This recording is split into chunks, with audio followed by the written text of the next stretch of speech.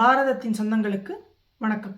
Israel பாலஸ்தீனம் இந்த பிரச்சனை கிட்டத்தட்ட 7 மாதங்களா நடந்துட்டு இருக்கு. நாளுக்கு நாள் இந்த பிரச்சனையோட தாக்கம் உலக அளவில் ரொம்பவே அதிகமாயிட்டு இருக்கு. இந்த பிரச்சனையில இந்தியாவின் நிலைப்பாடு என்ன அப்படிங்கிறத திரும்பவும் தெளிவாக சொல்லியிருக்காங்க. இந்தியாவிற்கான யூஎனுடைய பர்மனன்ட் ரெப்ரசன்டேட்டிவா இருக்கக்கூடிய திருமதி ருச்சிரா காம்போஜ் அவர்கள். அவங்க அது மட்டும் இல்லாமல் இந்த பிரச்சனைக்கான சொல்யூஷன் எப்படி இருக்கணும் அப்படிங்கிற ஒரு அட்வைஸையும் யூஎனுக்கு கொடுத்துருக்காங்க. அவங்க அப்படி என்ன சொல்லியிருக்காங்க, இந்த பிரச்சனையில இஸ்ரேல் பாலஸ்தீன பிரச்சனையில இந்தியாவின் நிலைப்பாடு என்ன தெரிஞ்சுக்கலாம் வாங்க.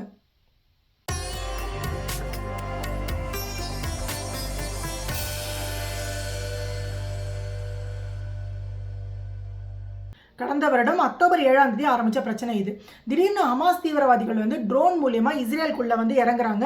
அங்கே நடந்துட்டு இருந்த ஒரு மியூசிக் ஃபெஸ்டிவலில் பல பேரை கொல்றாங்க, பல பேரை ஹாஸ்டேஜஸாக பிணைய கைதிகளாக பிடிச்சிட்டு போகிறாங்க. இது உலகம் முழுக்க ஒரு மிகப்பெரிய அதிர்ச்சியை ஏற்படுத்திச்சு. இதற்காக பதில் தாக்குதலை இஸ்ரேல் நடத்த ஆரம்பிக்கிறாங்க. இது ஒரு மிகப்பெரிய போராக மாறுது. இதில் ஹமாஸ் தீவிரவாதிகள் உள்ளே இறங்குறாங்க. இந்த பக்கம் போகிற கப்பல்களெல்லாம் கூட அவங்க தாக்க ஆரம்பிக்கிறாங்க. இந்த பிரச்சனை உலக அளவில் பல இடங்களில் பாதிப்பை ஏற்படுத்திட்டு இருக்கு. சமீபத்தில் அமெரிக்காவில் பார்த்தா இங்கே இருக்கக்கூடிய யூனிவர்சிட்டிஸில் படிக்கக்கூடிய பசங்க இந்த பாலஸ்தீனத்துக்கு ஆதரவாக போராட்டத்தில் காலேஜுக்குள்ள உள்ளிருப்பு போராட்டங்கள் இந்த மாதிரி பல விஷயங்களில் ஈடுபட்டு இருக்காங்க. இதை பற்றின ஒரு பிரச்சனை யுனைடெட் நேஷனோட ஜெனரல் அசம்பிளி மீட்டிங்கில் பேச ஆரம்பிக்கிறாங்க. அப்போ இந்தியாவினுடைய யூஎனுடைய பர்மனன்ட் மெம்பராக இருக்கக்கூடிய ரெப்ரசன்டேட்டிவாக இருக்கக்கூடிய திருமதி ருச்சிரா காம்போஜ் அவர்கள் பேசுகிறாங்க. இவங்க 4 பாயிண்ட்ஸை சொல்கிறாங்க. And that Palestine's endeavor to become a member of the United Nations will get endorsed. பாலஸ்தீனம் யூஎனோட ஒரு மெம்பர் ஆகணும் அப்படிங்கிற அந்த கோரிக்கையை பரிசீலிக்கணும் அப்படின்னு சொல்றாங்க. இது வரைக்கும் பாலஸ்தீனம் ஒரு அப்சர்வர் ஸ்டேட்டாக தான் இருக்குது, அது ஒரு யூஎன் மெம்பராக இல்லை. ஏப்ரல் 2ஆம் தேதி இதற்கான ஒரு கோரிக்கையை பாலஸ்தீனம் வைக்கிறாங்க. யூஎனோட ஜெனரல் செக்ரட்டரியாக இருக்கக்கூடிய ஆண்டோனியோ குட்டேரஸ் அப்படிங்கிறவர்கிட்ட வைக்கிறாங்க. ஸோ இதை யூஎனோட அந்த மீட்டிங்லையும் கொண்டு வராங்க. அப்போ என்ன ஆகுது அப்படின்னா, இதற்கு ஆதரவாக 12 நாடுகள் ஒப்புதல் கொடுக்குறாங்க. இதில் 2 நாடுகள், அதாவது யுனைடெட் கிங்டமும் யூகேவும் அப்புறம் சுவிட்சர்லாந்தும் ஓட்டு போட விரும்பல அப்படின்னு சொல்றாங்க. ஆனா 12 பேர் ஆதரவா ஓட்டு போடுறாங்க. 9 நாடுகள் ஆதரவா வாக்களிச்சாலே அவங்களுக்கு இவங்களால யூஎன் மெம்பர்ஷிப் கொடுக்க முடியும். பட் இதை அமெரிக்கா தன்னுடைய வீட்டோ பவரை யூஸ் பண்ணி வீட்டோ பண்றாங்க. அதனால பாலஸ்தீனத்துக்கு இங்க மெம்பர்ஷிப் கொடுக்க முடியல. இதை கொடுக்கணும், பாலஸ்தீனத்தை ஒரு நாடா அங்கீகரிச்சு அவங்களுக்கு யூஎன்ல ஒரு மெம்பர்ஷிப் கொடுக்கணும் அப்படிங்கறத இந்தியா சொல்றாங்க. We have strongly condemned the deaths of civilians in the conflict.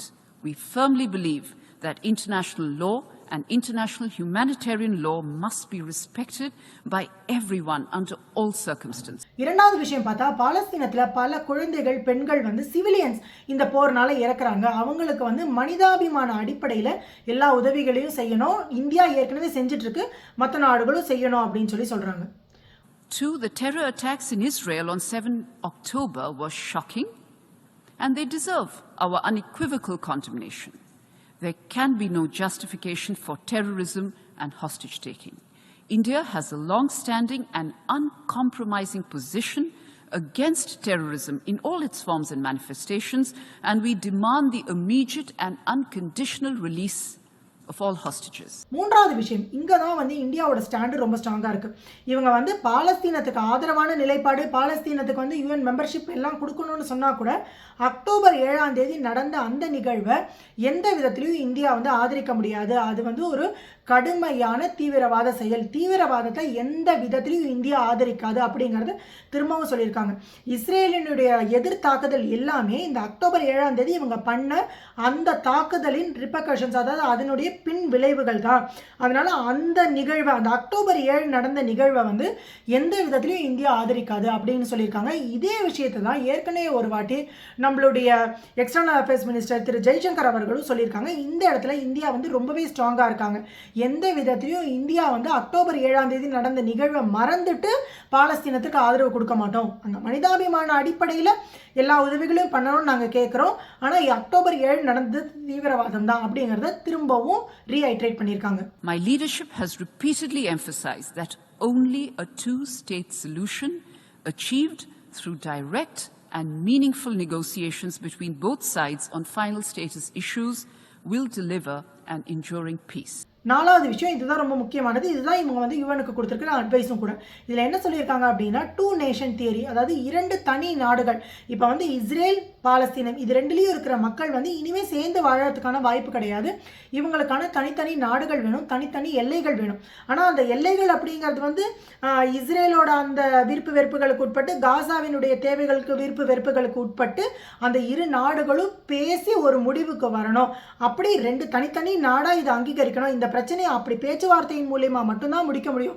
இவங்களுக்கான எல்லைகளை இவங்க தீர்மானமாக 2 பேரும் ஒரு காமன் பாயிண்ட்டுக்கு வந்து அக்ரி பண்ணி இவங்க எல்லைகளை வகுத்துக்கிட்டா மட்டும்தான் இந்த பிரச்சனை முடியும் அப்படிங்கிறத திரும்ப இந்தியா தெளிவாக சொல்லியிருக்காங்க.